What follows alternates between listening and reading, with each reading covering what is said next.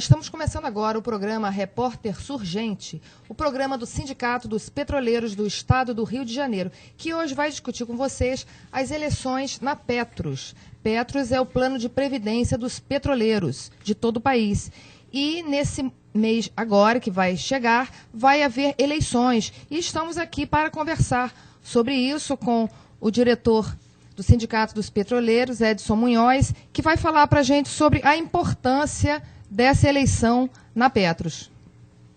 Eu queria desejar boa tarde a todos e todas que estão nos assistindo e dizer que essa eleição é fundamental para garantir a nossa posição, a posição de quem defende o trabalhador dentro dos conselhos deliberativos e o Conselho Fiscal da Petros. Na verdade, esses conselhos participam de uma forma muito intensa da administração da Petros e podem modificar e fiscalizar a ação da direção da Petros. Por isso é importante que a gente coloque dentro desse conselho aqueles que sempre tiveram representando o interesse trabalhador. E por isso mesmo a gente indicou como candidato preferencial dentro do Sindipetro RJ o companheiro Silvio Cinedino e o companheiro José Celso com a chapa 16. Então, essa é a importância de participar dentro do segundo maior fundo de pensão do Brasil, da administração, e participar em nome do trabalhador e exercer esse trabalho realmente representando o interesse trabalhador, não o interesse da Petrobras ou da Petros. E por que Silvio Cinedino e José Celso? Por que vocês escolheram a chapa 16? Na verdade, a gente não tinha como encaminhar de outro modo essa deliberação. Porque a gente sabe que a história dos petroleiros é uma história muito clara e que no passado recente, ou mais um pouco atrás, a gente tem a trajetória das pessoas. Então a gente tem, na verdade, no passado, um grupo que, junto com os governos anteriores, participou da gestão Petros, participou de todo o mecanismo de gerência dessa área e participou defendendo, muitas vezes, o interesse da Petros e do governo não trabalhador. E, depois disso, como está acontecendo atualmente, a gente está vendo que uma parte daqueles companheiros que, no passado, defendiam o interesse trabalhador, também mudaram de lado. Então, a gente tem que aqueles que, no passado, não estavam junto com a gente e aqueles que, no momento, trocaram de posição. E nós temos um outro grupo, aqueles que estiveram sempre do lado do interesse trabalhador e nunca mudaram de posição.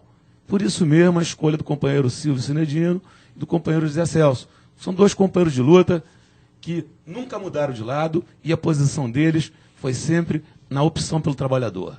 A posição foi sempre de defesa do interesse do trabalhador petroleiro. Por isso mesmo, a gente tem a tranquilidade de indicar esses nomes da chapa 16, aqueles que, no passado, no presente, mostraram com certeza quem são. E como o passado e o presente são encaminhamento da vida das pessoas, a gente não tem a menor constrangimento de dizer que a chapa que realmente representa o interesse do trabalhador petroleiro é a chapa 16, composta por esses dois companheiros. Então, Silvio Cinedino, quais são as principais propostas da chapa 16? Boa tarde, companheiros e companheiras. É um prazer estar com vocês aqui. Boa tarde. As nossas propostas são no sentido de dar transparência ao que é feito na Petros. A gente sabe que o futuro do petroleiro, enquanto aposentado, pensionista, é baseado no patrimônio da Petros. Então a gente tem que ter o máximo cuidado com esse patrimônio. Eu gosto sempre de começar dizendo que às vezes as pessoas têm algumas dúvidas. Dentro da Petros não há um centavo sequer que não seja dos petroleiros. Não tem um centavo lá que seja da Petrobras. Todo o dinheiro que foi colocado lá, metade foi diretamente do nosso bolso, que nós pagamos mensalmente, e a outra metade foi colocada pela Petrobras como um salário indireto. Então é tudo do petroleiro. Então nada mais justo que os petroleiros estejam lá tomando conta do seu dinheiro. Então há várias coisas que precisam ser mudadas na Petros. Por exemplo, em relação ao patrimônio. Hoje, pelo Estatuto da Petros, até 5% do nosso patrimônio pode ser aplicado diretamente pela diretoria executiva sem passar pelo Conselho Deliberativo. Ora, nosso patrimônio hoje hoje é de 31 bilhões de reais. Então, 5% disso dá 1,5 bilhão. Então, investimentos de até 1,5 bilhão não passam pelo Conselho Deliberativo. Isso é inadmissível, companheiro. Como é que pode ter uma fábula de uma quantidade de dinheiro como essa, 1,5 bilhão, que é aplicado e o Conselho Deliberativo não precisa tomar conhecimento. Então, são esse tipo de coisas que a gente quer mudar. Outras coisas também, com o problema dos pós-82, o pessoal que tem 3 tetos de INSS. Essa legislação já caiu desde 2002 e a Petros não se adequou a isso até hoje. Então, é preciso fazer essa adequação. Na realidade, os petroleiros pós-82 não têm nenhum motivo para ter limite. Outra questão muito polêmica na Petros também é a mudança que foi feita em 91, quando a gente passou de uma contribuição de 11% para uma contribuição de até 14,9%. Para que era isso? É para que a gente tivesse reajuste no mesmo período que o petroleiro da ativa, porque antigamente os aposentados e pensionistas só tinham reajuste junto com o INSS. Tinham o mesmo valor, mas recebiam lá na frente. Então, para que isso fosse junto, o pessoal lembra, na época de inflação alta, a gente tinha correção de salário até mensal e os aposentados só tinham pensionista só uma vez por ano, foi feita essa mudança no regulamento e a gente passou de contribuir de 11% para 14,9%. Ocorre que hoje nós estamos com a inflação baixíssima, estamos tendo reajuste uma vez por ano. Então, é uma questão que fica. Por que a gente ainda precisa, é necessário ainda a gente continuar pagando 14,9%? Não podemos todos baixar para um número mais palatável? São essas questões que a gente pretende levantar lá na Petros. E a questão dos novos? Esse pessoal que está entrando na Petrobras e não tem direito a plano de previdência? Isso é um absurdo, mais um dos absurdos dessa direção da Petrobras. A direção da Petrobras, a lei complementar 109, que rege os fundos de previdência, diz o seguinte: toda empresa que tenha um fundo de pensão, esse fundo de pensão tem que ser oferecido indistintamente a todos os funcionários. E cabe ao funcionário, isso sim, aceitar ou não participar do plano. Então a Petrobras, ilegalmente, disse que o nosso plano está fechado, quando a gente sabe muito bem que o plano não está fechado, porque pela mesma Lei 109, Lei Complementar 109, para você fechar um plano, é preciso que o plano esteja saudável, tanto financeira quanto atuarialmente. E o nosso fundo hoje tem um déficit atuarial de 2,8 bilhões de reais. Então, esse plano não pode estar fechado nessa condição. Então, o nosso raciocínio é que o plano está aberto e a Petrobras está cometendo uma ilegalidade quando não permite que os companheiros adentrem o nosso posto. 18 mil companheiros que estão sem plano de pensão ilegalmente. Inclusive, absurdos, porque esse plano de pensão constava do próprio edital de concurso das pessoas. Lá dizia que a Petrobras tinha um fundo de pensão e agora esse fundo de pensão não se materializou para os companheiros. É uma luta que a gente vem tendo já há algum tempo.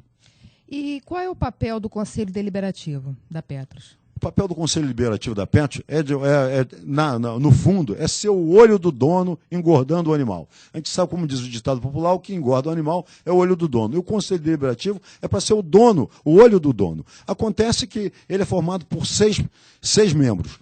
3 indicados pela Petrobras, pela patrocinadora, e 3 eleitos pelos trabalhadores.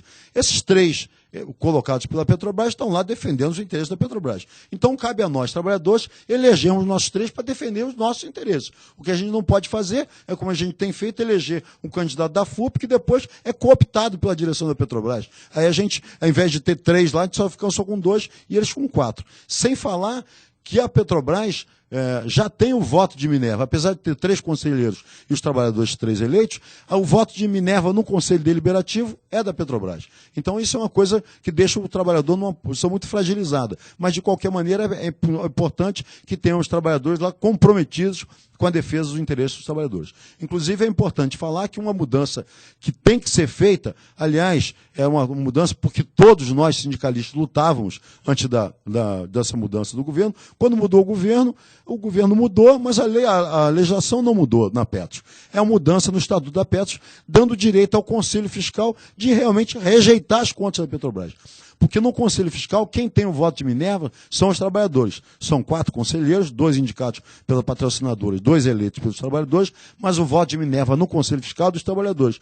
E nos 4 últimos anos, o nosso Conselho Fiscal vem todo ano rejeitando as contas da Petrobras, da Petros, mas não tem o poder de fazer isso, só indica. E o Conselho Deliberativo é quem vai votar isso. E quando chega lá, a Petrobras usa o seu voto de Minerva e vem aprovando os balanços da Petrobras já há 4 anos contra o voto do Conselho Fiscal. Então, essa é uma atribuição que tem que ser devolvida ao Conselho Fiscal. Como em qualquer condomínio, em qualquer associação, o Conselho Fiscal é o responsável por aprovar ou rejeitar as contas, e não indicar a aprovação. Ele objetivamente rejeita ou aprova as contas, e esse é um poder que foi retirado, dado, transferido para onde as patrocinadoras têm o voto de Minerva, e a gente, enquanto trabalhador, tem que devolver essa atribuição para o Conselho Fiscal.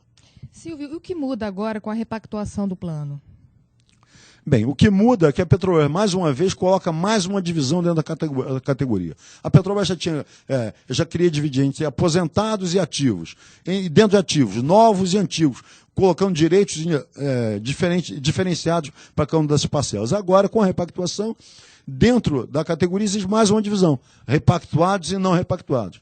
Hoje a gente participou de um debate lá em Caxias e foi discutida essa questão. O que acontece com quem não repactou? Bem, com quem repactou, não acontece absolutamente nada. A gente tinha um contrato, o contrato está mantido, como gostam de dizer os advogados, é um ato jurídico perfeito, e assim ele é imune a mudanças de legislação, mesmo mudanças constitucionais, tanto que essa mudança da Lei 108 e 109 não mexe com nossos direitos, porque são anteriores a ela.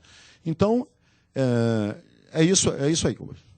E aquela história de que iria haver um aumento de contribuição para quem não aderisse, isso aconteceu? Não, claro que não, companheiro. Isso a gente tentou alertar os companheiros, mas a gente não teve espaço nas discussões que a Petrobras fez, nas apresentações da Petrobras, nunca foi feito um debate. A Petrobras falava sozinho. O doutor Diego Hernandes, o gerente geral de recursos humanos, ele falava 2 horas e meia, 3 horas sozinho, e depois nós tínhamos 2 ou 3 minutos para fazer uma pergunta e tentar e colocar algum questionamento em relação ao que ele tinha colocado. Então, em momento nenhum houve debate, porque se houvesse debate, a gente podia esclarecer a categoria que não existia a menor hipótese desse aumento unilateral de 67%. Era simplesmente uma ameaça que, obviamente, não vai se cumprir.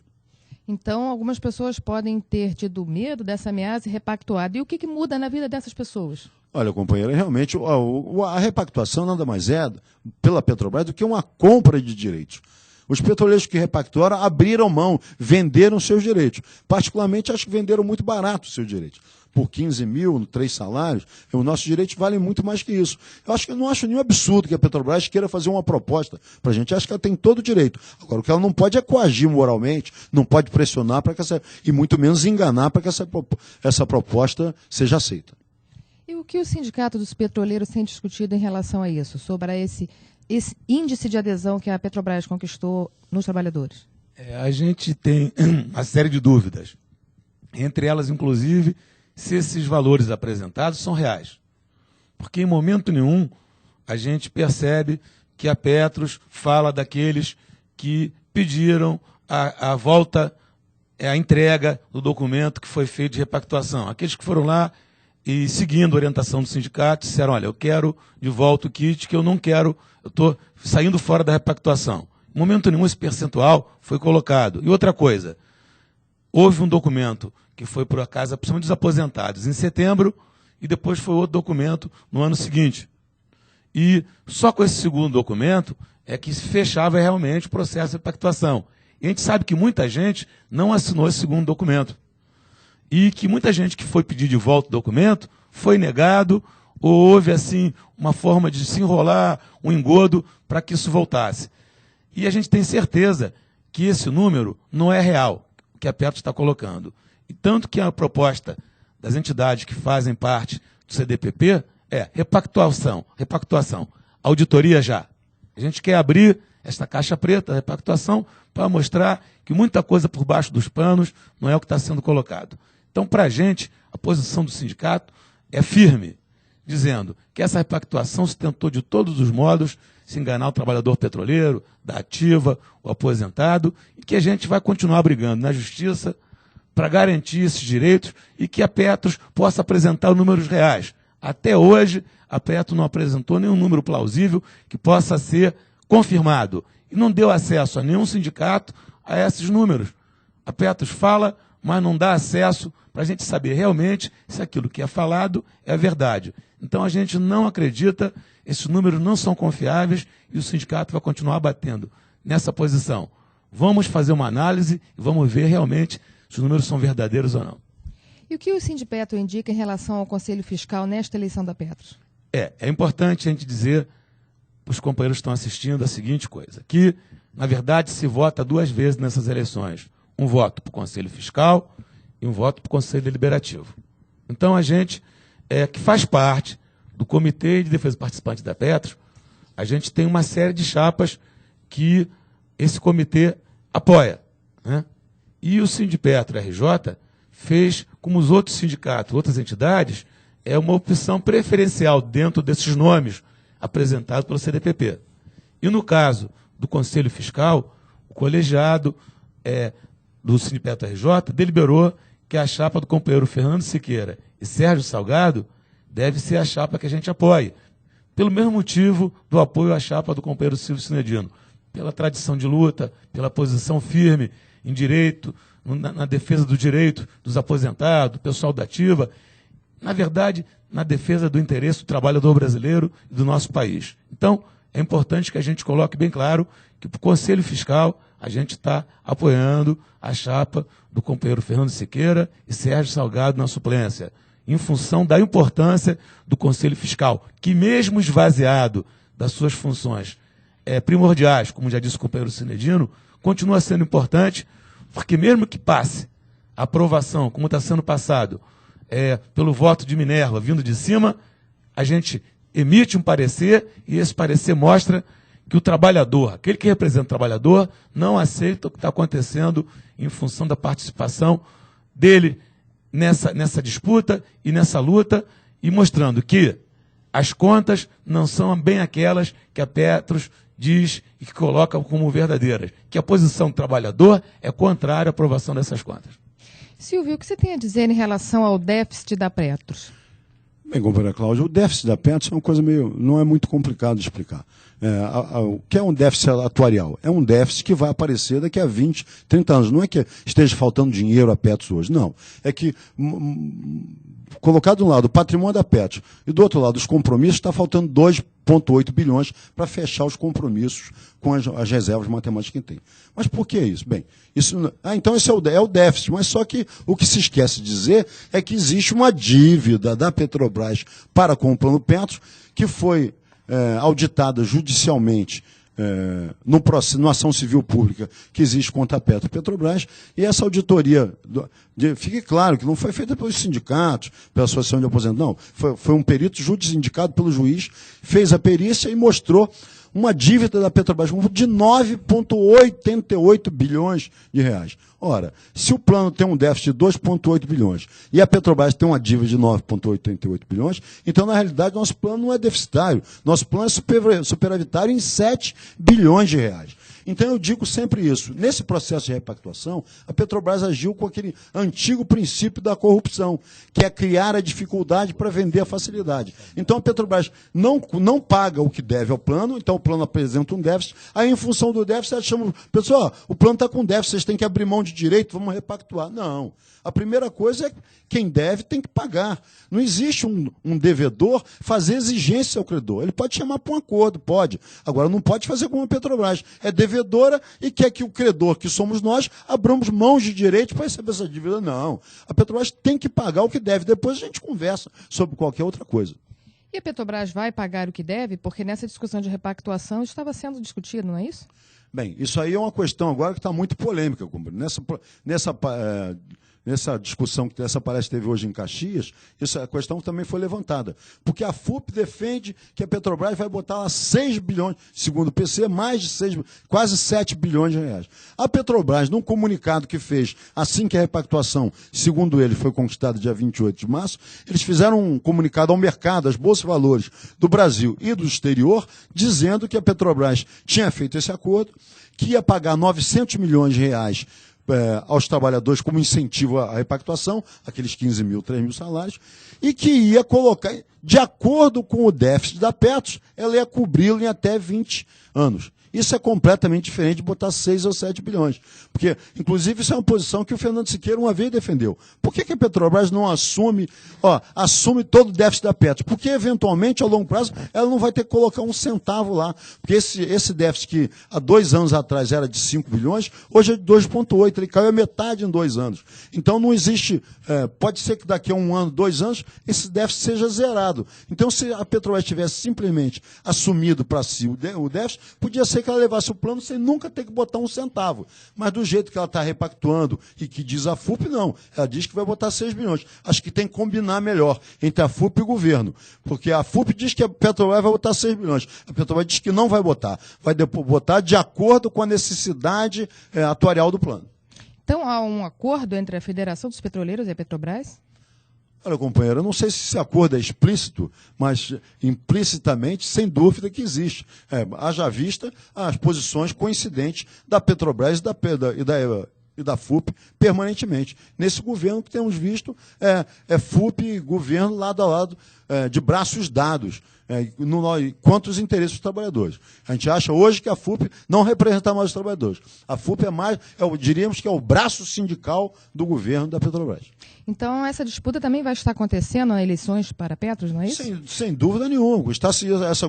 Essa disputa está colocada na eleição. E eu peço aos companheiros, nós temos 3 candidatos da CDPP, que é o Comitê em Defesa dos Participantes das Petros. A gente pede aos companheiros que, obviamente, primeiramente pensem em votar em mim, que somos a chapa 16.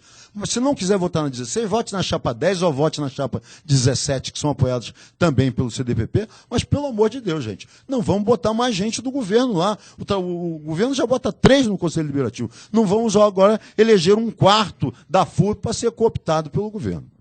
Então, Munhoz, por que votar nos representantes da UCDPP? É importante que a gente diga que o CDPP é uma entidade que foi criada por sindicatos, associações petroleiras, e cuja finalidade era defender o interesse do participante do Fundo Petro, né? E essa criação foi muito clara nesses objetivos. Os objetivos básicos do CDPP são esses. Inclusive, quando o CDPP foi fundado, a FUP fazia parte como uma dessas entidades. Só que, com o tempo, aqueles que passaram a defender contra os trabalhadores foram se afastando do CDPP. Se afastando porque o CDPP continuou na linha de defesa daquilo que se propunha da sua fundação. E algumas entidades, tipo a FUP, mudaram de posição nesse sentido. Hoje em dia, a FUP, na verdade, a gente pode colocar claramente como Federação Única da Petrobras. Não é mais dos petroleiros. Ela defende o interesse da empresa. Então, votar no CDPP por quê? Votar nos candidatos do CDPP, como disse o Silvio, que são candidatos comprometidos com o interesse do trabalhador, candidatos comprometidos com os ideais de fundação do CDPP, que foram defender a manutenção e ampliação dos petroleiros da ativa, aposentado, dos novos, de toda a categoria. Então, por isso, a gente está indicando os candidatos do CDPP e, no caso do Sindipetro RJ, preferencialmente a chapa do companheiro Silvio Cinedino para o Conselho Deliberativo e Fernando Siqueira para o Conselho Fiscal. Silvio, quando acontecem as eleições para Petros e como é que é o processo eleitoral? Bem, as eleições para Petros são de 5 a 25 de abril. Tem 3 formas de votação. A forma tradicional, todos os petroleiros vão receber, todos os petroleiros que são ligados a Petros vão receber em casa um envelope com uma senha. Com essa senha, ele pode votar de 3 maneiras. Ele pode votar via correio, ele preenche o formulário, vai na caixa de correio e coloca o porte pago. Essa é uma forma. A segunda forma, pela internet, entra na página da internet, usa sua matrícula Petros e essa senha que veio no envelope e faz a votação. E um terceiro método que está sendo estreado esse ano, que é por telefone. A gente não sabe direito como vai funcionar, mas em princípio é a mesma maneira. O camarada vai digitar a matrícula Petros e ele vai pedir a senha, ele digita e assim ele vota através do teclado do telefone. Então são 3 formas. Então, Munhoz, qual a importância de votar? O voto, na verdade, é o maior instrumento da democracia, né? Seja nas eleições municipais, estaduais, de entidade, uma forma de se representar e defender o interesse seu é votar. E essa eleição da Petros sempre foi importante, mas dessa vez ela marca um divisor de águas, porque a gente tem de um lado aqueles que se mantiveram na defesa do interesse do participante, do fundo de pensão e aqueles que hoje em dia defendem o interesse da Petrobras e principalmente dos acionistas de Wall Street. Aqueles que optaram por defender os interesses dos aposentados dos Estados Unidos, dos quais os fundos de pensão são os maiores investidores de Wall Street, em detrimento dos interesses do aposentado ou do trabalhador ativo da Petrobras. Aqueles que optaram pela defesa do interesse do acionista majoritário, acionista estrangeiro. Então, na verdade, é isso. Vamos votar, é importante que a gente prestigie os candidatos indicados pelo CDPP. Vamos, junto nessa eleição, garantir uma representação séria, honesta e ética que realmente demonstre a defesa e faça essa defesa de fato dentro da Petros, do interesse do trabalhador da ativa aposentado.